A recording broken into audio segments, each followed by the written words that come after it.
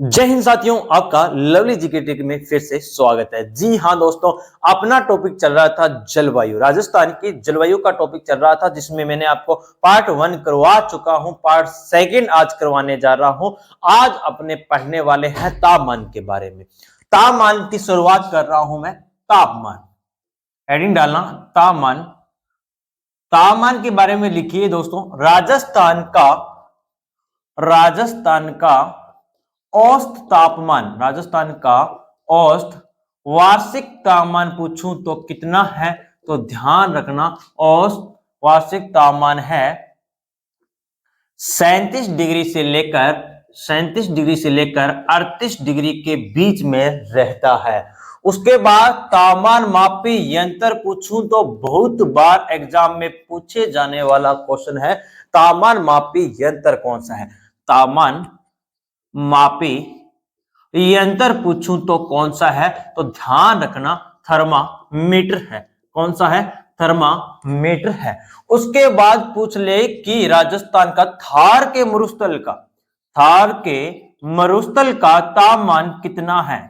राजस्थान के थार के मरुस्थल का औसत तापमान कितना है, तो औसत तापमान लिख लेना दोस्तों 22 डिग्री सेल्सियस है। कितना है? 22 डिग्री सेल्सियस है। उसके बाद क्वेश्चन पूछता है कि गर्म महीने कौन से हैं। गर्म महीने कौन से हैं, तो ध्यान रखना गर्म महीने हैं दोस्तों मई व जून है।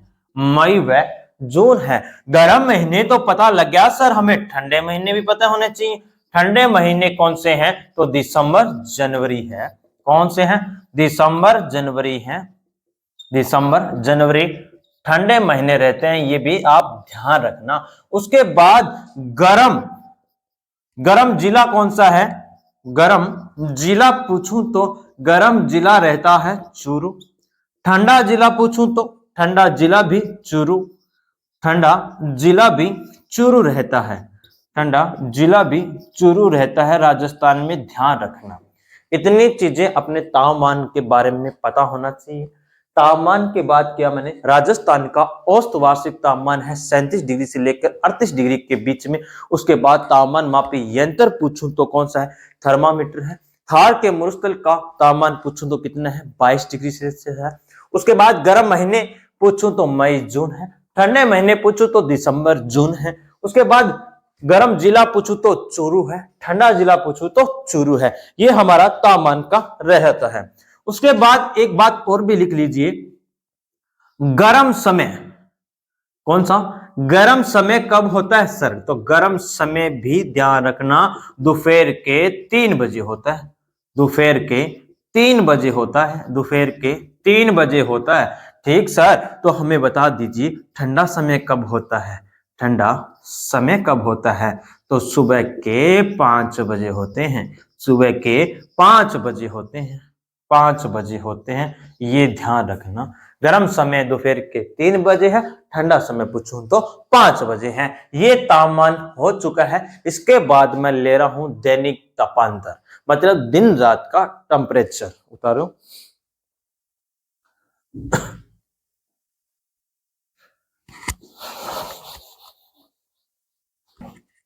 अब आगे देखिए, अपने पढ़ेंगे दैनिक तापांतर। कौन सा पढ़ेंगे? दैनिक तापांतर पढ़ेंगे।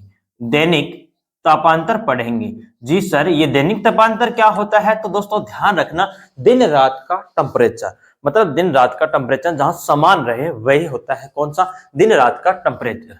इसमें लिखिए आप क्या कि रेगिस्तान अचानक से गर्म होता है और अचानक से ही ठंडा होता है। रेगिस्तान अचानक से ठंडा होता है वह अचानक से ही गर्म होता है। हमारा राजस्थान का जो थार मरुस्थल है वो ध्यान रखना अचानक से ही गर्म हो जाता है और अचानक से ही ठंडा हो जाता है। उसके बाद दूसरी बात लिखना, जो पहाड़ी इलाके हैं अपने यहाँ, जो पहाड़ी इलाके हैं वह धीरे धीरे तो गर्म होते हैं और धीरे धीरे ही ठंडे होते हैं। पहाड़ी इलाके धीरे धीरे ही धीरे धीरे ही गर्म होते हैं और वह धीरे धीरे ही ठंडे होते हैं, धीरे धीरे ही ठंडे होते हैं। ध्यान रखना ये बात, होते हैं। उसके बाद दोस्तों ध्यान रखना, राज्य का दैनिक तापांतर वाला क्षेत्र पूछूं तो राज्य का दैनिक तापांतर वाला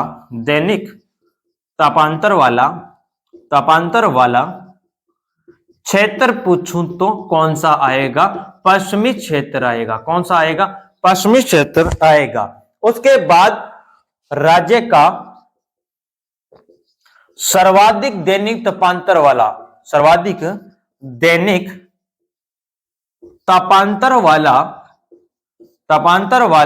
जिला पूछूं तो जैसलमेर होगा। कौन सा होगा? जैसलमेर होगा। ध्यान रखना सर, सर्वाधिक वाला तो पता लग गया हमें, दैनिक तापांतर वाला जैसलमेर होगा। तो हमें ये बताओ कि सबसे कम वाला कौन सा होगा? तो लिखना राज्य का कम दैनिक तापांतर वाला जिला पूछूं तो दोस्तों डूंगरपुर होगा। कौन सा होगा? डूंगरपुर होगा। ये भी ध्यान रखना। उसके बाद लिखना राज्य का सर्वाधिक दैनिक तापांतर वाला स्थान पूछूं तो कौन सा होगा? स्थान पूछूं तो चूरू होगा। कौन सा होगा? चूरू होगा। सर्वाधिक स्थान चूरू होगा। कम पूछूं तो राज्य में दैनिक तापांतर वाला कम वाला स्थान बताओ मुझे, कम वाला स्थान बताओ, तो माउंट आबू होगा। कौन सा होगा? माउंट आबू होगा। कुछ नहीं, ध्यान रखना, इसमें नॉर्मल सी बातें हैं। आपको दैनिक तापांतर समझना है। दैनिक तापांतर होता क्या है? दिन और रात का टेम्परेचर होता है। समझे? दिन और रात का टेम्परेचर होता है। इसमें दो बातें आपको ध्यान रखना है। थार का जो मरुस्थल है वो अचानक से तो गर्म होता है, अचानक से ही ठंडा होता है, क्योंकि थार के मिट्टी है जो उसके कण कैसे हैं? मोटे हैं। उसके बाद पहाड़ी इलाके धीरे धीरे ही तो गर्म होते हैं, धीरे धीरे ही ठंडे होते हैं। उसके बाद मैंने बताया आपको दैनिक तापांतर वाला क्षेत्र पूछूं तो मरुस्थल होगा। ध्यान रखना, पश्चिमी वाला। उसके बाद जिला पूछूं तो जैसलमेर होगा। कम वाला पूछूं तो डूंगरपुर होगा। स्थान पूछूं तो चूरू होगा। सर्वाधिक कम में पूछूं तो माउंट आबू होगा। बस इतना सही था दैनिक तापांतर। आगे बात कर रहा हूं मैं, आपके बीच में लेके आ रहा हूं वर्षा का टॉपिक। वर्षा कहां क्या होता है जी दोस्तों, अब अपने कर रहे हैं वर्षा के बारे में। लिखिए वर्षा ध्यान से समझना इंपॉर्टेंट है। ये जलवायु में यहां से आपसे क्वेश्चन पूछ लिए जाते हैं। वर्षा के बाद आर्द्रता करेंगे, दोनों सेम है। जिसको वर्षा याद होगी उसको आर्द्रता भी याद हो जाएगी। देखो कैसे याद रखनी है। वर्षा मापी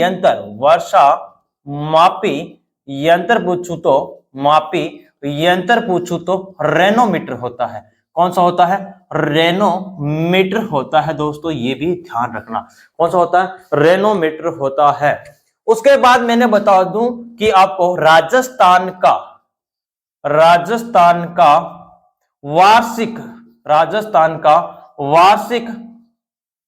वर्षा औसत कितना है? वर्षा औसत कितना है?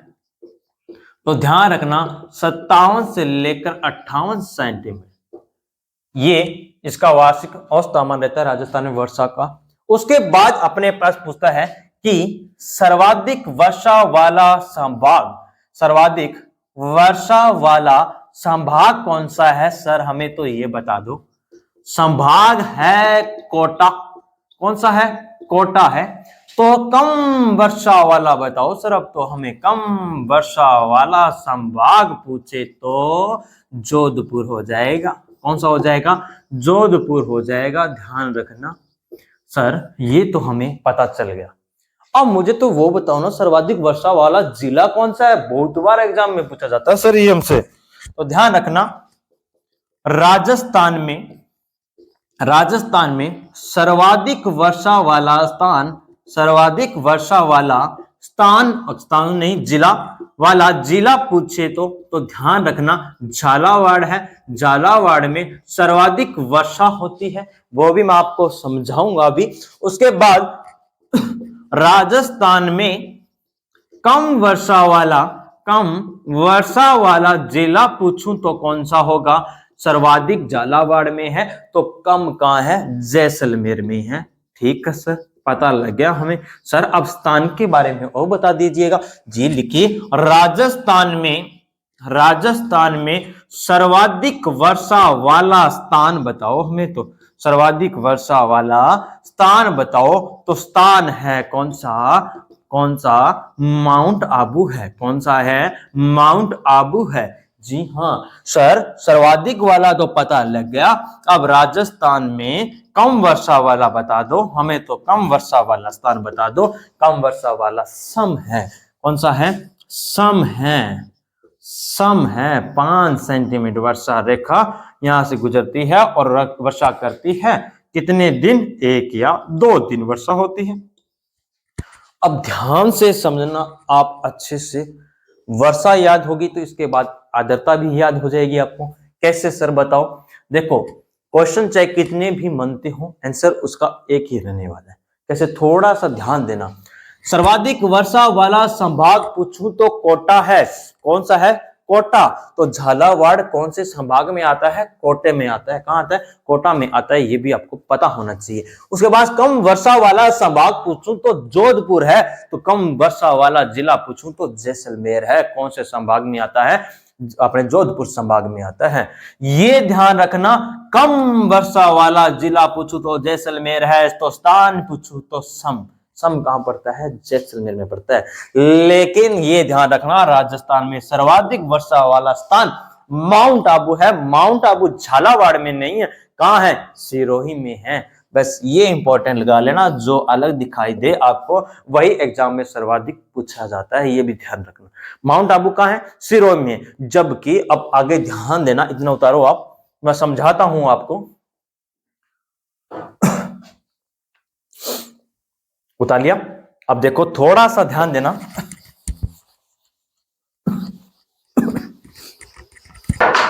मैप में देखना दोस्तों, फिर से समझना। ये हमारा प्यारा सा राजस्थान है जिसके बारे में अपने चर्चा कर रहे हैं। तो ये हमारा थोड़ा सा राजस्थान मैंने बनाया है आपको बीच में। ठीक है, ये है अरब सागर, ये है बंगाल की खाड़ी, ये है हाड़ौती प्रदेश। कौन सा? हाड़ौती प्रदेश है। हाड़ौती प्रदेश में जिले आते हैं 4, कोटा, बूंदी, झालावाड़, बारां। ये जिले इसके अंदर आते हैं। अब अरब सागर से जो वर्षा होती है, तो ध्यान रखना, आगे बताऊंगा मैं आपको। राजस्थान में सर्वप्रथम कौन सा मानसून आता है? तो अरब सागर का मानसून आता है। दूसरा क्वेश्चन पूछा जाता है कि आपसे, राजस्थान में सर्वाधिक कौन सा मानसून वर्षा करता है? तो बंगाल की खाड़ी से सर्वाधिक वर्षा होती है राजस्थान में। यह भी ध्यान रखना। उसके बाद जब यहां बंगाल की शाखा उड़ती है तो सर्वाधिक यहां आके टकराती है किसे? हाड़ौती के पठार से। तो उसके बाद आगे हमारे क्या है? अरावली है। अरावली से जाके टकराते हैं। तो इस क्षेत्र में सर्वाधिक वर्षा होती है। सर्वाधिक वर्षा वाला स्थान पूछूं तो माउंट आबू होगा, और जिला पूछूं तो ये कोटा संभाग में पड़ता है। कौन सा? झालावाड़। कौन सा है? झालावाड़ है। यहां सर्वाधिक वर्षा हो गई तो कम तो जैसलमेर में होगी। कोई वर्षा नहीं हो रही, ना अरब सागर से होती है, ना ही बंगाल की खाड़ी से होती है। इधर वर्षा होती है भूमध्य सागर से। यहाँ बहुत कम वर्षा होती है, ये भी ध्यान रखना। सर्वाधिक वर्षा वाला संभाग पूछूं तो कोटा होगा। ये कोटा संभाग में आता है। कम वर्षा वाला संभाग पूछूं तो ये जोधपुर में आता है। कहां आता है? जोधपुर में, जैसलमेर। अब ध्यान रखना, जिला पूछूं तो झालावाड़, इधर जिला पूछूं तो जैसलमेर है। कौन सा है? जैसलमेर है। ध्यान से समझने लेना, जैसलमेर है। उसके बाद ध्यान रखना, सर्वाधिक वर्षा वाला स्थान माउंट आबू है। माउंट आबू कहां पड़ता है? सिरोही में पड़ता है। कहां पड़ता है? सिरोही में पड़ता है। तो कम सम है। कम कहां है? सम है। ये था नक्शे के अंदर। अब बात करेंगे अपने आर्द्रता के बारे में। जिसको वर्षा याद उसको आर्द्रता याद। आर्द्रता होती है क्या? उमस होती है। क्या होती है? उमस होती है। जो उमस, जो गर्मियों के टाइम, मतलब अगस्त के महीने में काफी गर्मी होती है, बारिश होती है, उमस निकलती है, पंखे चलते रहते हैं, फिर भी हमारे पसीना आता ही रहता है। बस उसे ही उमस बोलेंगे। जहां सर्वाधिक वर्षा होगी वहीं सर्वाधिक उमस होगी। इतना सही ध्यान रखना है, और कोई फर्क नहीं है इसके अंदर। उतारिएगा, समझिएगा। आगे देखते हैं। अब आगे देखिए, आपने बात करते हैं आर्द्रता के बारे में। किसके बारे में बात करेंगे? आर्द्रता के बारे में ये बात करेंगे। आर्द्रता क्या होती है? उमस होती है। क्या होती है? उमस होती है। इसके बारे में अपने जानेंगे। आर्द्रता मापी यंत्र पूछूं तो आपको पता होना चाहिए दोस्तों, आर्द्रता मापी यंत्र पूछूं तो हाइग्रोमीटर होता है। कौन सा होता है? हाइग्रोमीटर होता है। कौन सा होता है? हाइग्रोमीटर होता है। आज अपने टॉपिक लगभग जलवायु का पूरा कर देंगे, डरिएगा मत, आसान है, कोई ज्यादा हार्ड नहीं है। अब देखिए, वर्षा याद तो आर्द्रता याद। सर्वाधिक वर्षा वाला संभाग था कोटा, तो सर्वाधिक आर्द्रता वाला संभाग होगा कौन सा होगा? तो कोटा ही होगा। सर्वाधिक आर्द्रता वाला संभाग पूछूं तो कौन सा होगा? कोटा होगा। कौन सा होगा? कोटा होगा। यह भी ध्यान रख लेना। उसके बाद कम आर्द्रता वाला संभाग पूछूं तो कौन सा होगा?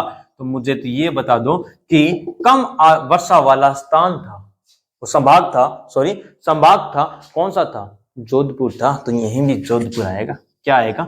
जोधपुर आएगा। बहुत आसान है। संभाग हो चुके हैं, अब जिले पर आ जाते हैं। तो मुझे ये बता दो, सर्वाधिक आर्द्रता वाला जिला कौन सा होगा? तो जिला कौन सा था? झालावाड़ था। सर क्या याद करना है इसमें? हमें याद है, झालावाड़ है, याद रहता है। थोड़ा ध्यान से पढ़ो, याद रहेगा।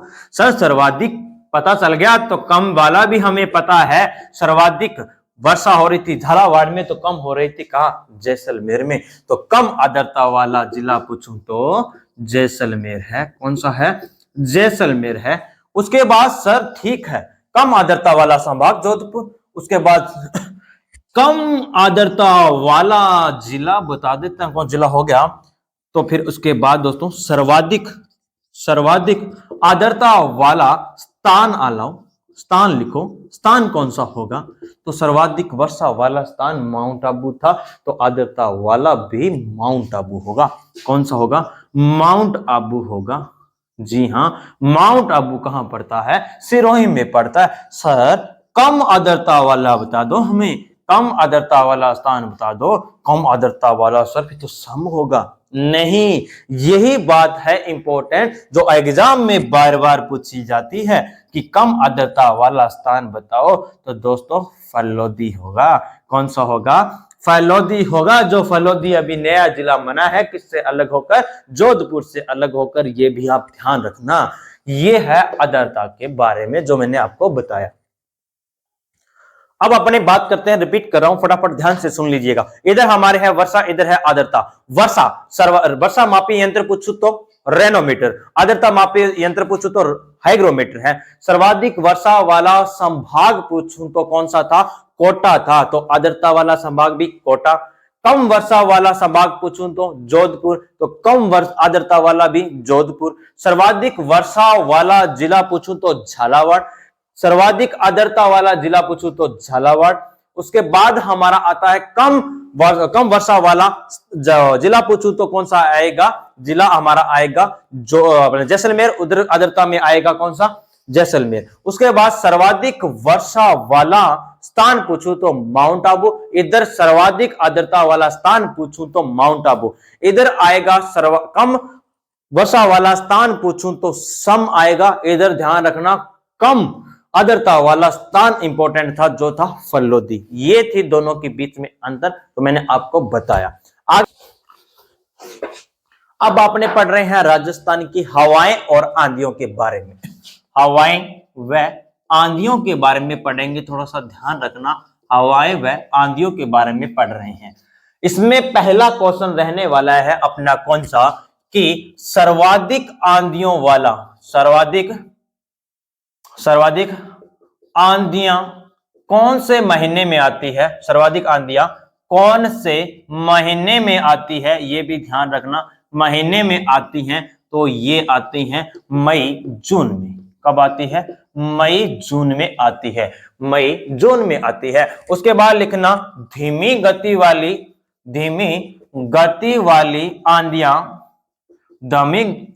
वाली आंधियां कौन से महीने में आती है? ये भी ध्यान रखना।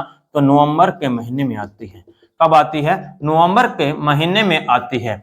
उसके बाद आएगा सर्वाधिक आंधियां चलने वाला जिला, इंपॉर्टेंट है, सर्वाधिक आंधियां चलने वाला जिला पूछूं तो सर ये तो हमें पता है, कौन सा है? गंगानगर है। शाबाश, आपको तो पता है गंगानगर है। यहाँ 27 दिन चलती है सर, हमें ये भी पता है। आजकल होशियार हो चुके हैं, आप भी होशियार हो चुके हो, तो एग्जामिनर भी होशियार हो चुका है। दूसरे वाला पूछता है, कौन सा? दूसरे वाला पूछता है। दूसरा है हनुमानगढ़। कौन सा है? हनुमानगढ़ है। यहाँ सर 24 दिन चलती हैं, ये भी पता है, तो ध्यान रख लेना। तीसरा भी आ जाओ। तीसरा है बीकानेर। बीकानेर में ध्यान रखना ओनली फॉर 18 दिन चलती हैं। कितने दिन? 18 दिन चलती है। उसके बाद सर सर्वाधिक आंधियों वाला हो चुका है। आजकल एग्जामिनर का दिमाग खराब रहता है, वो कभी किसी का लुगाई का नाम पूछ लेता है, कभी किसी का। तो हमें ये भी बता दो कि कम आंधियों वाले जिले कौन से हैं? कम आंधियां चलने वाले जिले कौन कौन से हैं? तो लिख लेना कौन सा है? पहला है झालावाड़। कौन सा है? झालावाड़ है। यहाँ तो सर 3 दिन चलती हैं। कितने दिन चलती हैं? 3 दिन चलती हैं। उसके बाद नंबर 2 पर तो अजमेर है। कौन सा है? अजमेर है, 4 दिन चलती है सर यहाँ। उसके बाद नंबर 3 पर आता है कोटा। कोटे में कितने दिन चलती हैं? 5 दिन चलती हैं। ये भी उतार लीजिएगा आप, इंपॉर्टेंट है ये भी। अब देखिए अपने ये पढ़ने जा रहे हैं, राजस्थान में प्रवेश करने वाली हवाओं का क्या क्या नाम है? राजस्थान में प्रवेश करने वाली हवाओं के क्या नाम है? हवाओं के नाम अपने पढ़ेंगे, तो ध्यान रखना इधर और इधर ये लिखेंगे अपने, तो ध्यान रख लेना।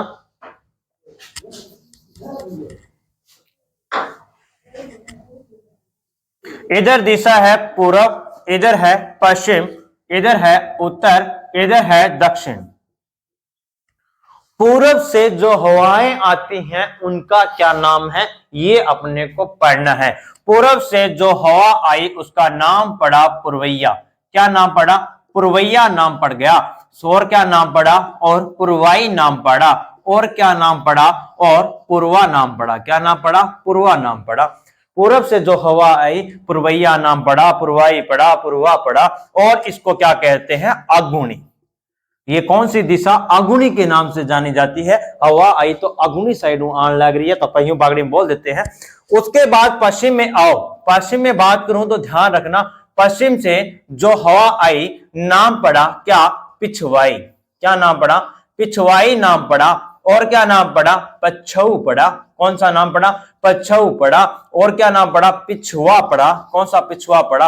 वो अगुणी है तो ये अथुणी है, वो अगुणी है तो ये अथुणी है, ये भी ध्यान रख लेना। ये अगुणी है तो ये अथुणी है, आथन होगी, बोलते हैं ना वो शाम होगी।